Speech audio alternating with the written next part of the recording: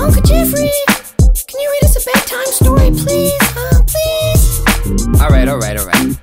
You guys all tucked in? Yeah. You ready? Yeah. Alright. Here we go. It's the story of a rich old man, January. He's still a bachelor at 60, but now he plans to marry and he's looking for a beautiful young wife, which is an option for rich old geezers sometimes. See, January was one of those secularists, which means he had no control over his sexual urges. He couldn't say which was better, getting laid or getting paid. He just knew when he was getting one, the other would get away, but then he changed. Whether from religious sensibility or whether he just got thick-headed from senility, I can't say. But suddenly he wanted it. January became a dedicated monogamist instead of a misogynist, treating women like objects. It's funny how our attitudes change with our prospects, yeah. Marriage is a beautiful thing, especially for those who are too old to swing. That's when it's nice to just stay home with your wife instead of chasing waterfalls, cause it's cold outside, take my advice. All you bachelor men, if you want love and happiness and companionship, you need a wife, a woman who will never be impatient. No more rejection and constant humiliation, or anyway, that's what January would say once he decided he was ready for his wedding day.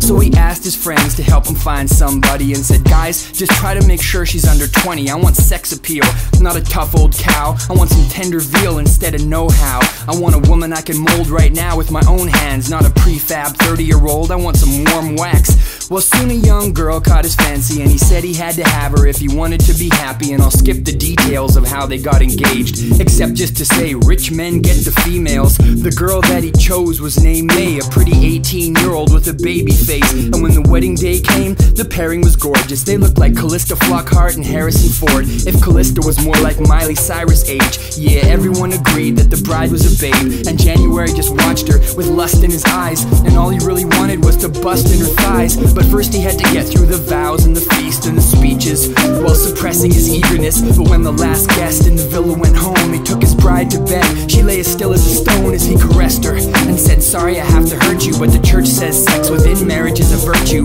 And now that we're husband and wife, I can make tonight last as long as I like. And in spite of his age, January stayed solid, and several long hours of unpleasantness followed. And in the morning, instead of passing out, he sat up in bed singing and laughing out loud. And she just watched him like, ew, he's crazy old. The wrinkles on his neck looked like the skin of a baby mole, and so on. January singing his verses with his wife lying next to him, thinking he's worthless. So we'll just leave May in bed with her disappointment, and I'll talk about the fly in the ointment. January had an assistant named Damien. He was at the wedding, yeah, he was one of his favorites. But Damien couldn't even enjoy the day because Damien had eyes only for May. But he knew he couldn't tell her cause his boss was jealous, and January had sway like the Rockefellers. So he thought to himself that the sure way to get her was to write the girl a note. Oh yes, a love letter. When he finished the note, like a sneaky sneak, Damien hid it somewhere she would find it secretly, and he signed his name to it. He was taking his chances, cause a young man's likelihood of mating advances by taking risks. That's how human nature is, cause the girls love a guy if he's dangerous. And when May found the note, she read it and smiled, cause he was kinda sweet. Plus it was written with style, and it said, P.S. I'm dead if you tell your husband. So she ripped it into 50 little pieces and flushed it. Well, after that, things changed.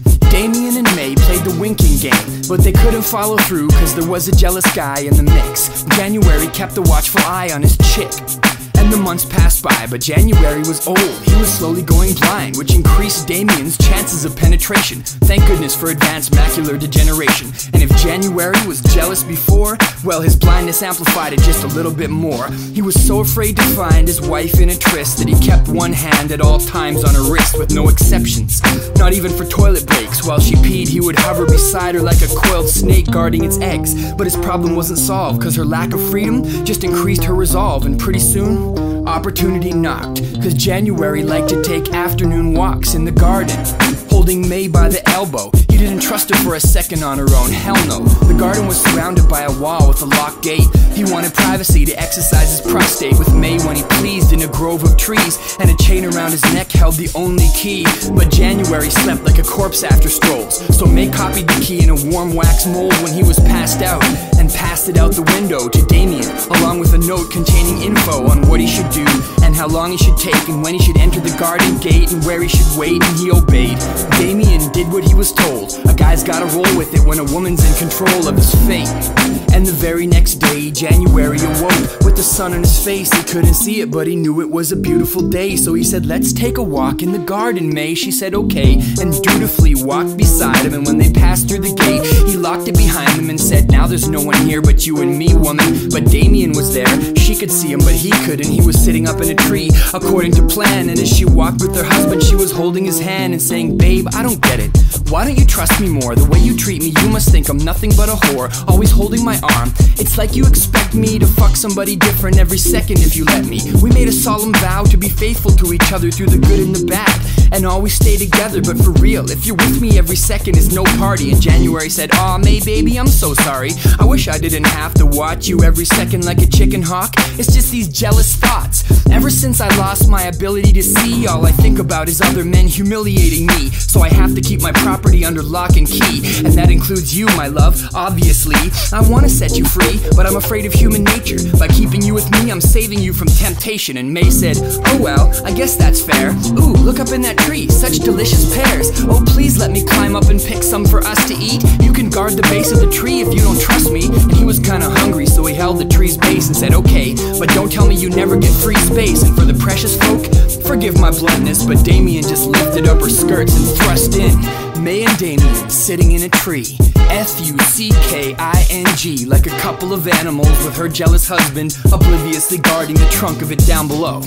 Now it's time for a sublime suspension of disbelief, cause here comes divine intervention. The ancient Roman gods, Pluto and Persephone, happened to be watching from above and commenced a heated argument about who was in the right, the jealous old husband or the adulterous wife. She said, Pluto, why you gotta be so hard on us? Why you swear all women are so scandalous? Just look at how he treats her. She's practically on a leash. This guy deserves to get cheated on, honestly. And for his reply, Pluto quoted the poet Ovid and said, bitches ain't shit but hoes and tricks. No wonder he's jealous. Just look at this little slut. She'd climb up in a tree just like a monkey to get some nuts. In fact, fuck that. I'll give him his sight back and she'll get caught in the act. Yeah, we'll see how she likes that. And I'll give every man the gift of suspicion, like a weapon to keep an eye on their scandalous women. And Persephone said, fine, if you give him his sight back and make men suspicious, then I'll give women a gift to fight back. If your gift to men is to make them jealous twits, then my gift to women is the gift of deceptiveness, the gift of sweet words and deflection and flattery. Everything they need to keep their men from reality. Now isn't it strange that the gifts the gods gave sound like the product of an evolutionary arms race, so that if anyone was randomly born with an advantage in the battle of the sexes, then they'd leave more descendants on average. I forget it, call it a divine gift, and we'll go back to the story of January's blindness, which evaporated miraculously.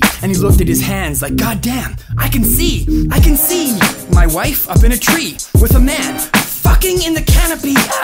And May instantly climbed down while Damien crouched behind some branches to hide himself. And she said, oh, thank God it worked. When I first heard about it, I thought it was the oddest cure. Cure? He said, but you were bent over a branch with a man. She said, no, that was an interpretive dance. There was a man, but now he's gone, see? No man in the tree, it's just you and me, and you can see. So you shouldn't be angry, I just gave you back your vision, baby. You should thank me. It's a new form of alternative therapy. You do an interpretive dance with a man up in a pear tree, and it acts as a homeopathic cure for blindness. It's based on the latest in quantum science. But I saw your dress, pulled up to your chest, she said, and there was thrusty and exposed flesh. And she said, look, you know how you can't trust your sight first thing in the morning until you adjust to the light, right?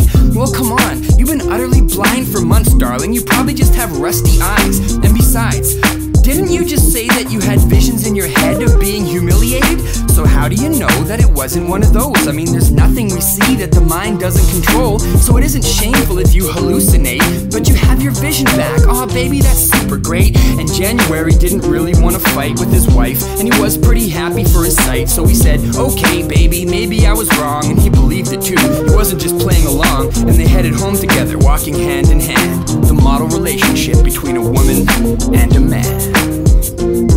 You kids understand? No. The model relationship between a woman and a man. Okay. Wow, that Uncle Jeffrey sure is weird. Yeah. I don't know what he's talking about. Me neither. Good night.